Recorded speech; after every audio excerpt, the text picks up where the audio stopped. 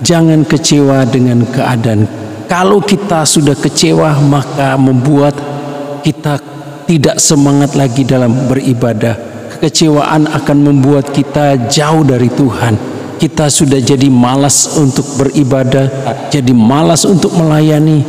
Ayo Pak, kita ke gereja.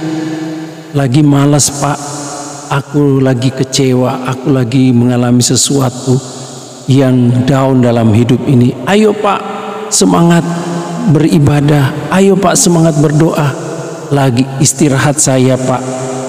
Kenapa? Karena mengalami kekecewaan. Kekecewaan membuat iman kita kendor.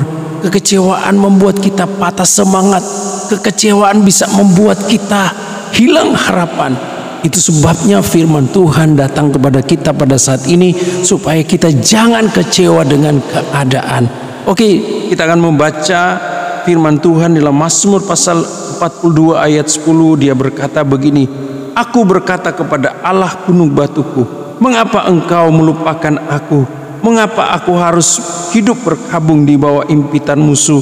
Seperti tikaman maut ke dalam tulangku, lawanku mencela aku, sambil berkata kepadaku sepanjang hari, di mana Allahmu? Mengapa engkau tertekan, hai jiwaku? Dan mengapa engkau gelisah di dalam diriku? Berharaplah kepada Allah, sebab aku bersyukur lagi kepadanya, penolongku dan Allahku." Ini ungkapan yang disampaikan oleh pemazmur, dalam hal ini pemazmur Bani Korah. Dia berkata, dia mengalami sesuatu, dalam ungkapannya dia mengalami sesuatu kekecewaan dalam hidupnya. Di dalam ungkapan mazmurnya, seolah-olah dia mengalami suatu kekecewaan di dalam kehidupannya. Apa penyebab kekecewaan dalam kehidupan kita? Ada 3 hal yang membuat kita kecewa dalam hidup ini, seperti yang dialami oleh pemazmur Korah di sini. Katakan, "Aku berkata kepada Allah gunung batuku, mengapa engkau melupakan aku?"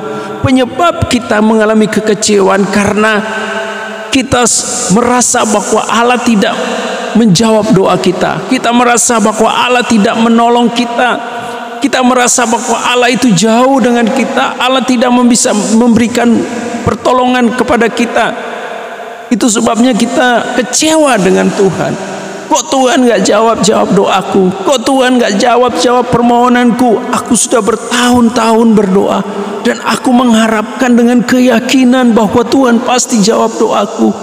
Aku sudah berharap, bersandar kepada Tuhan. Kok gak ada jawaban dari Tuhan? Padahal aku punya iman.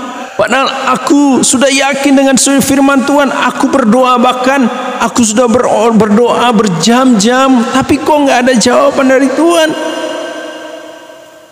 Ini yang membuat kita kecewa dalam hidup ini. Tuhan saja tidak menjawab doa kita, sehingga menyebabkan kita kecewa. Ada hal-hal, doa-doa kita belum dijawab oleh Tuhan, membuat kita kecewa. Tapi Bapak Ibu Saudara, kita nggak boleh kecewa dalam hidup ini, karena kita yakin dan kita percaya bahwa satu waktu nanti benar-benar Tuhan akan benar-benar menjawab doa kita.